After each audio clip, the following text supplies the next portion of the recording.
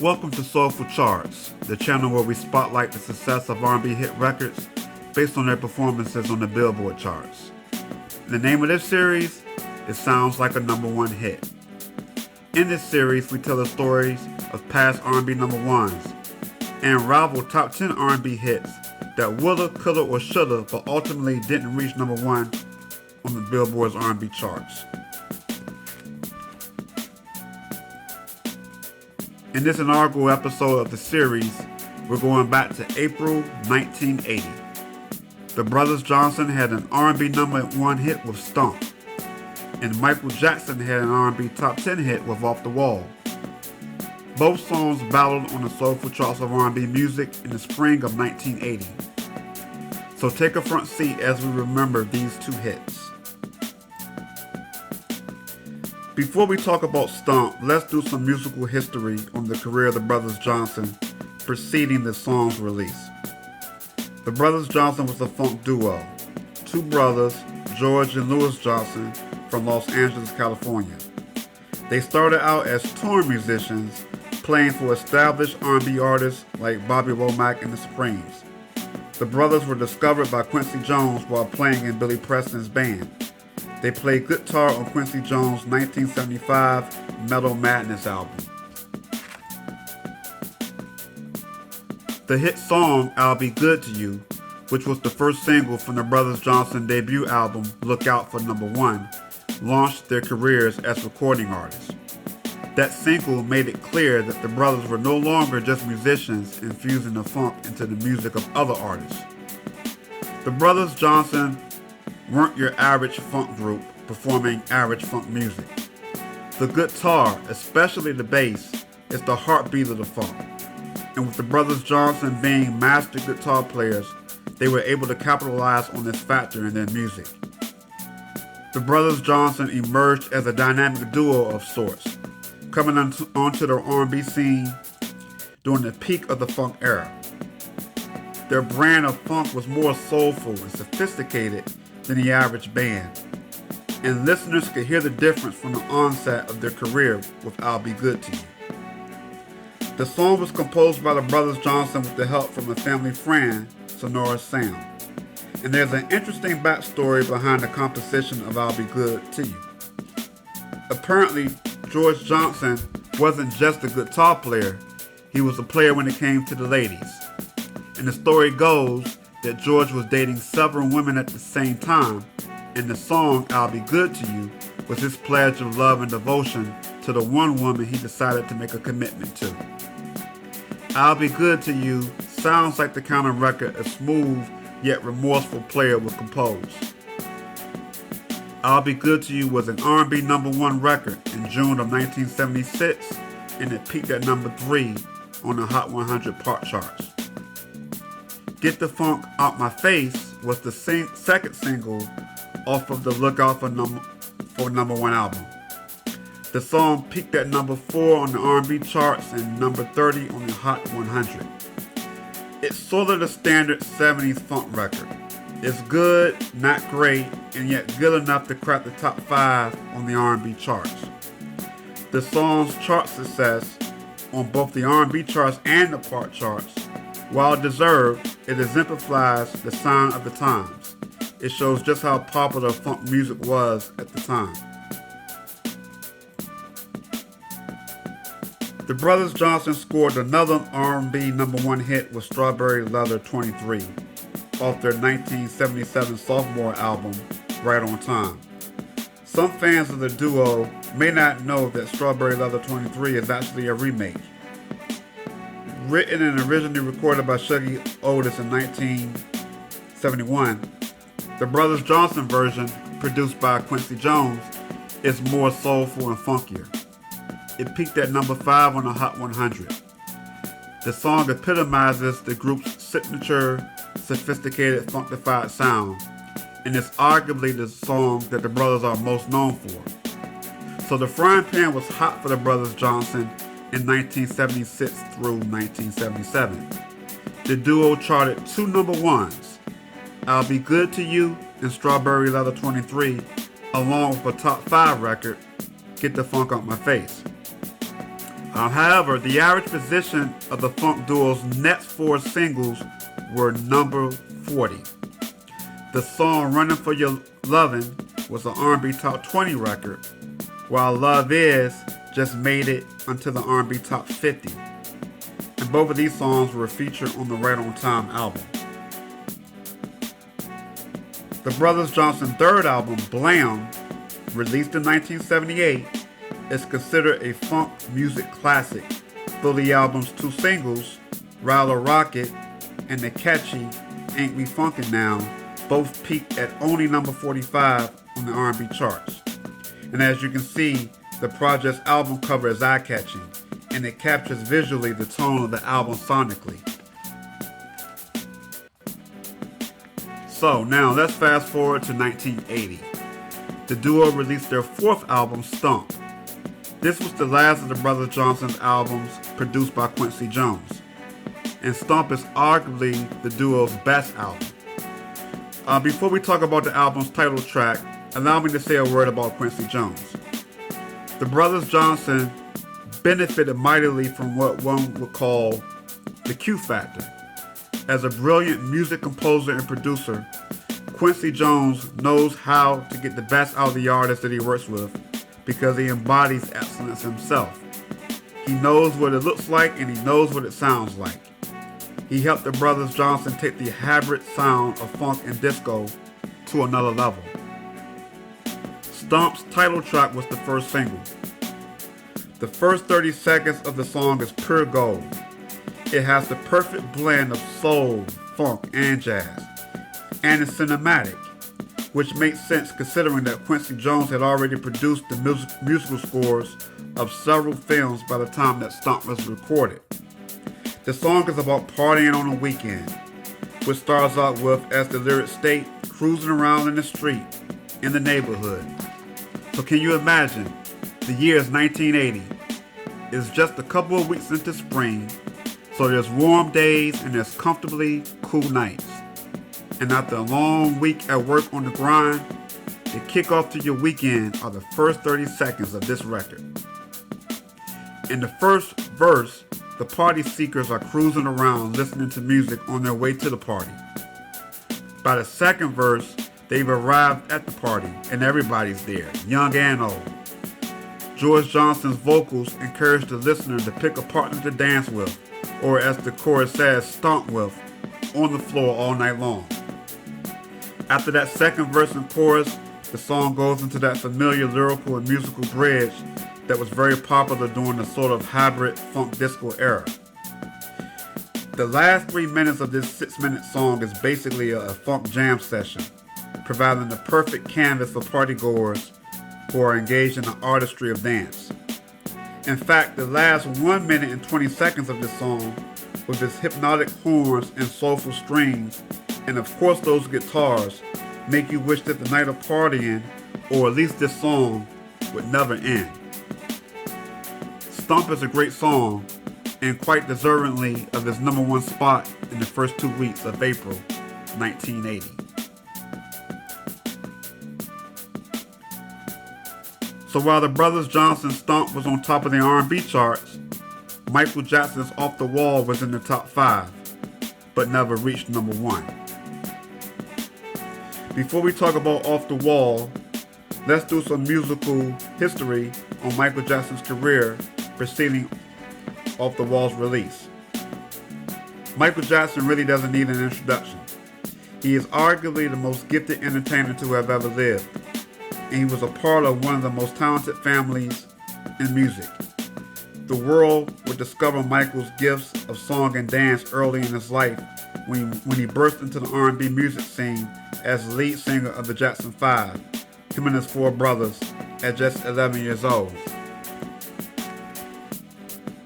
The Jackson 5 was one of the biggest groups of all time.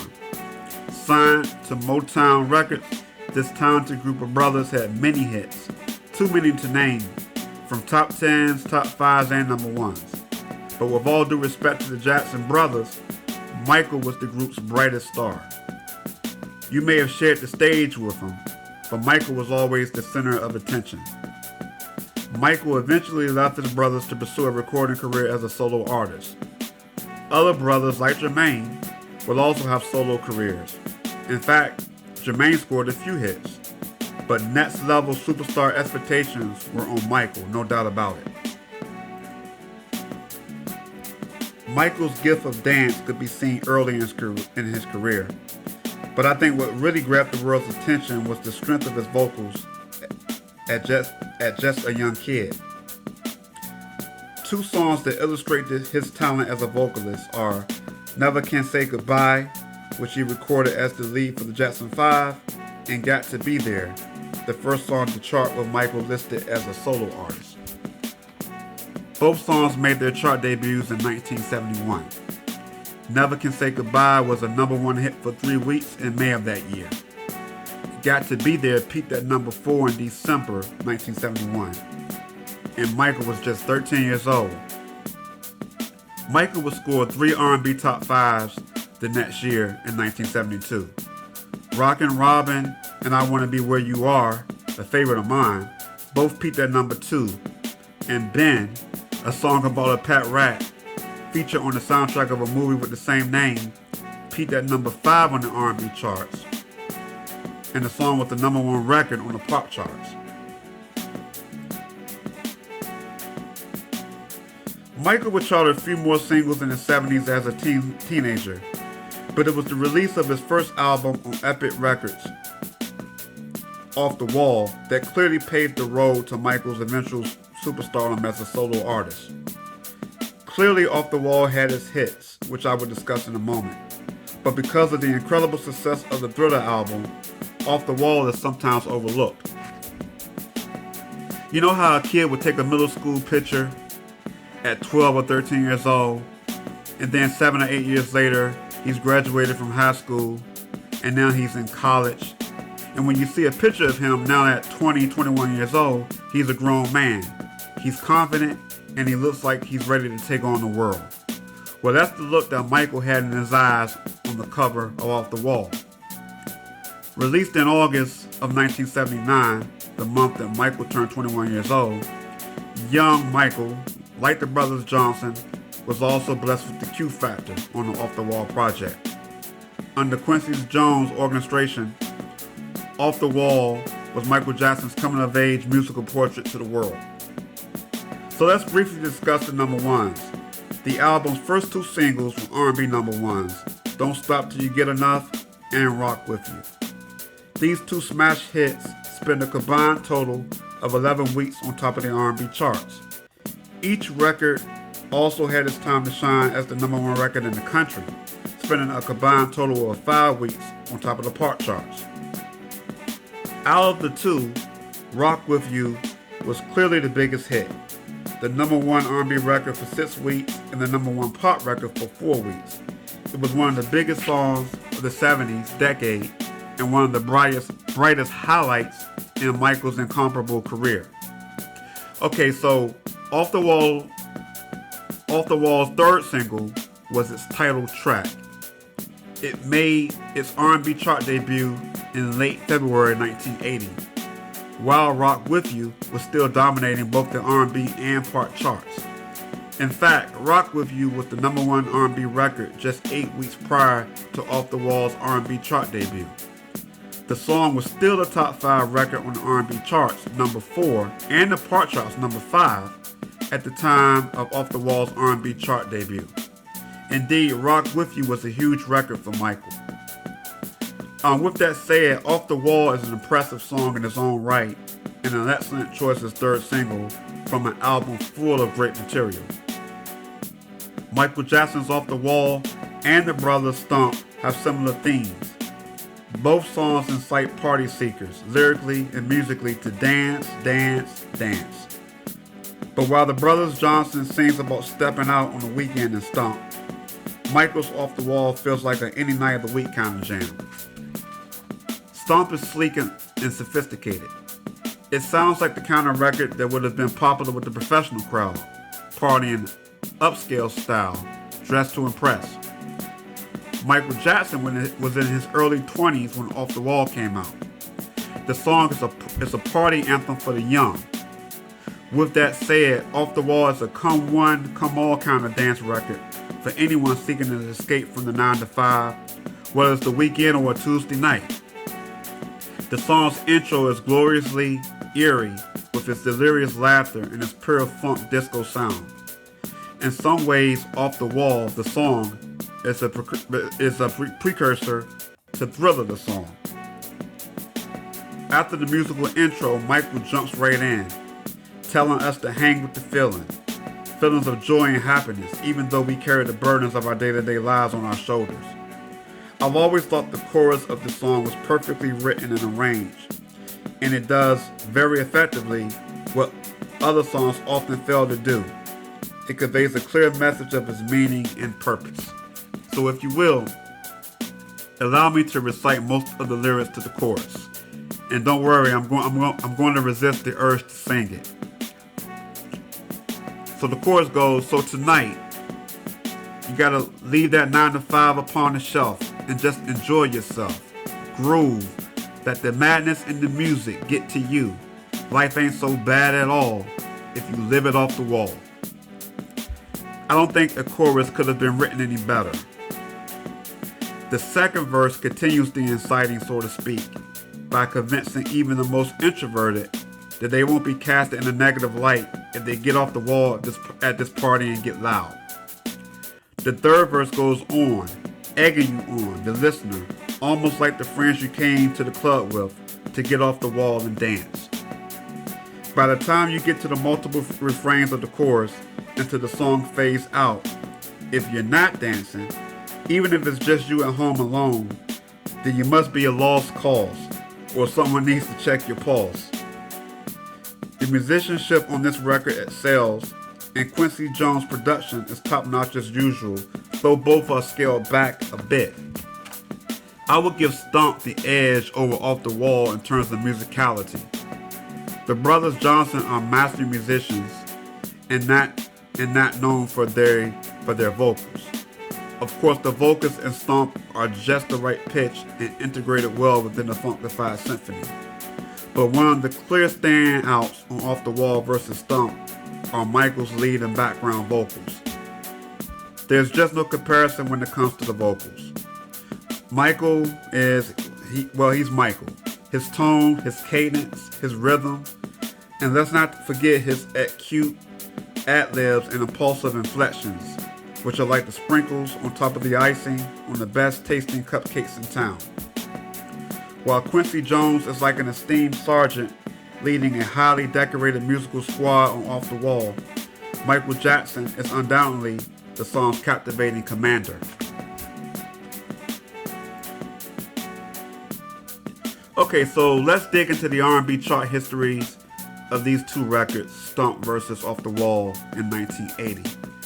Stomp made its debut on the R&B charts at number 40 on February 16, 1980.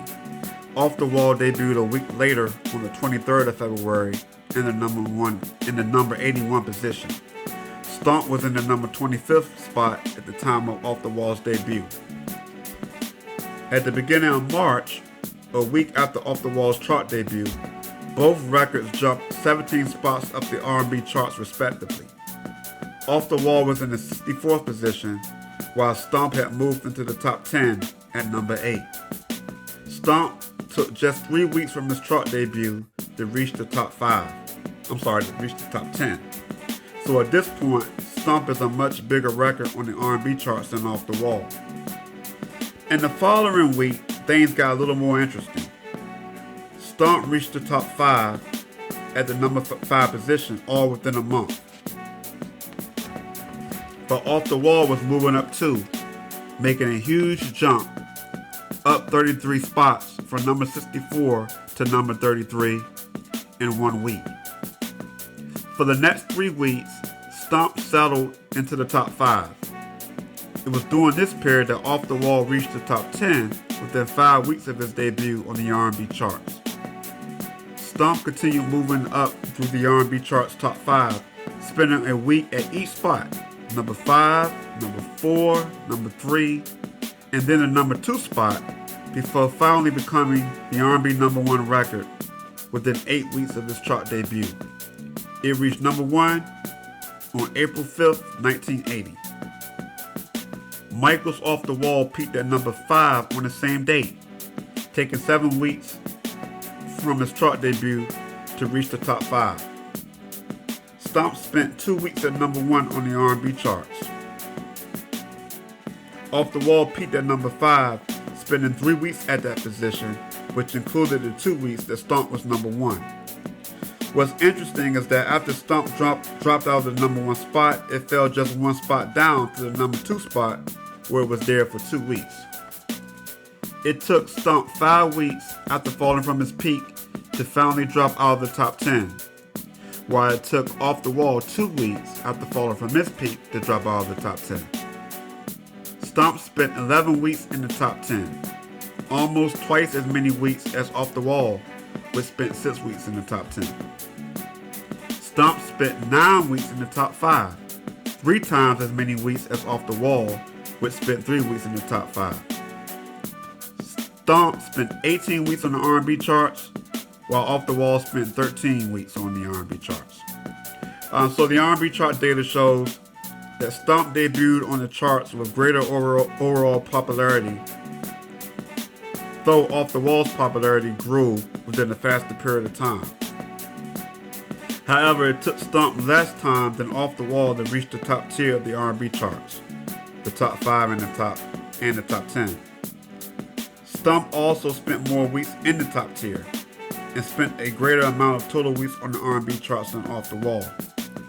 And lastly, as far as the R&B charts, Stomp's peak at number 1 was 4 spots higher than Off the Wall's peak at number 5. Though our primary focus is on the R&B charts in this series, let's go broader a little bit and give an overview of how each record performed on the Hot 100, aka the part charts. Off the Wall entered the part charts much higher than Stomp, number 53 versus number 86, and sooner, 4 weeks earlier than Stomp's entry. In fact, Off the Wall debuted on the part charts a week before it entered the R&B charts, and its entry on the part charts, number 53, was 28 spots higher than its number 81 entry on the R&B charts. Off the Wall reached the part charts top 20 in almost half as much time as it took Stomp, 5 weeks versus 9 weeks. Off the Wall took 9 weeks to reach the top 10 of the part charts, versus 7 weeks that Stomp took to reach the top 10.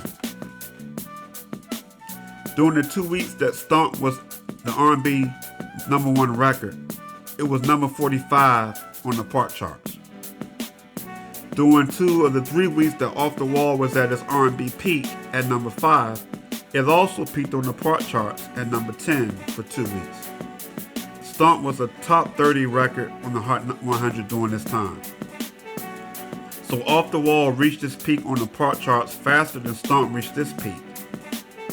But what was Stomp's peak on the Hot 100? Stomp would reach its peak on the part charts 6 weeks after Off the Wall reached its peak. Both records peaked in the top 10, but Stomp's chart positions was 3 spots higher, peaking at number 7 on the part charts for 2 weeks. So, when did each record have the hottest period on the charts overall? The Brothers Johnson Stomp performed the best in the first 2 weeks in May of 1980. It was during this period that Stomp's average position was in the top 10 on the R&B charts, while simultaneously in the top 20 on the part charts. Michael Jackson's Off the Wall performed the best in a 2-week period in April of 1980. On the week of the 12th and the week of the 19th, Off the Wall was in the top 5 on the R&B charts and a top 10 record on the part charts. So after looking at the data, was there anything in the chart history data that surprised me? First, the R&B charts. I was surprised that Off the Wall's R&B chart debut was much lower than Stomp's, 41 spots lower to be exact. It was more striking than surprising of just how well Stomp performed on the R&B charts. It spent at least 1 week in every top 5 position including 3 weeks at number 2 and 2 weeks at number 1. For over 2 months, it was an R&B top 5 record on the charts. That's quite impressive. I suppose Off the Wall's peak at number 5 wasn't too surprising, though I did find it interesting how the record spent 3 weeks at number 5 and never moving higher. As far as the pop charts, I was a little surprised that Stomp peaked higher than Off the Wall, considering the tremendous popularity of the previous 2 singles off the Wall album. So let's jump into some categories. Overrated, underrated. I think both songs are a little underrated for the same reason. Each song is overshadowed by more popular songs in the artist's catalog. The Brothers Johnson are more known for their excellent cover of Strawberry Letter 23. And Michael, well, he has so many great hits that it's easy for any one song to kind of get lost in the delicious sauce of the musical gumbo. But to give just one song as an example, Rock With You was such a big hit from the Off the Wall album that it overshadowed the subsequent release, the album's title track. Now let's talk about creative connections. There are 2 creative connections that stand out between both projects, between both songs. Rod Temperton and Quincy Jones. Rod Temperton wrote and arranged Off the Wall, and he's a co-writer on the song Stomp. Quincy Jones did production work on Stomp's Light Up the Night album and Michael Jackson's Off the Wall album, including the LP's title track. And both albums were recorded during the same time period. Here are some other interesting creative connections. Michael Jackson contributed background vocals on Stomp, and one of the brothers Johnson, Lewis, played bass guitar on the title track Off the Wall. And of course, Quincy Jones worked on all of the brothers Johnson's first 4 albums, including Stomp. So here's a Did You Know? One of the unreleased songs on the Light Up the Night album, This Had to Be, was co-written by Michael Jackson. And Michael also sang background vocals on that song. So my favorite part of each song. My favorite part of Stomp, it has to be those last 80 seconds. My favorite part of Off the Wall, Michael's leading background vocals, particularly during the chorus. Which song is better? AKA my favorite of the 2. This is a tough one. Before I did the research for this episode, which included listening to both songs multiple times a piece, I would have said Off the Wall is better. But the more I listen to Stomp, the harder it has become to give Off the Wall the clear edge over the Brothers Johnson record. Hard as it may be, because of Michael's magnetism, I would say Off the Wall is a slightly better song, or at least my favorite of the 2. Now I'm going to talk about notable B-sides, or album tracks. I think it's worth mentioning Off the Wall's B-sides for all 3 of the album singles because they're great records in their own right. I Can't Help It, which was the B-side to Don't Stop Till You Get Enough. Working Day and Night, which was the B-side to Rock With You. And Get on the Floor, which was the B-side to Off the Wall. Any of these B-sides could have been released as singles and just shows how monumental the Off the Wall album was. And this was before Michael's Thriller album shook up the world just a couple of years later. So this category is called the Fine Wine Factor. How will each song be remembered? I think both records have aged well. In fact, after listening to Stomp many times within the last few days, I have to say that I think I like the song a little better than the Brothers Johnson signature record, Strawberry Letter 23. As popular as Strawberry Letter 23 is, Stomp is actually the Brothers Johnson's biggest hit. And so I think it will, or at least should, be remembered as such. The song brilliantly demonstrates the fantastic musical gifts of these two talented brothers. But as far as answering the question of which song has aged better, I have to give the slight edge to Off the Wall. Off the Wall, the title track, stands on its own as a great dance record with a solid performance by arguably the best to have ever graced the stage.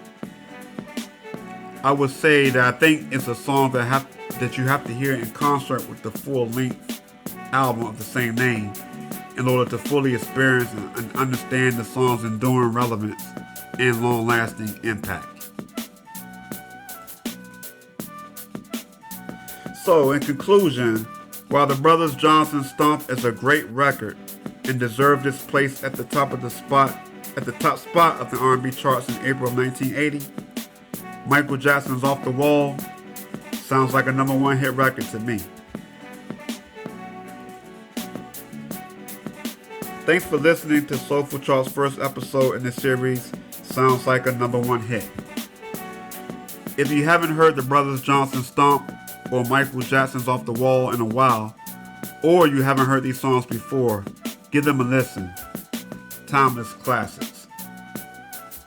If you enjoyed this episode, hit the like button, and if you're interested in listening to future episodes, then feel free to subscribe to this channel. Share your comments and join the debate on whether Off the Wall made a greater impact than Stomp in R&B music.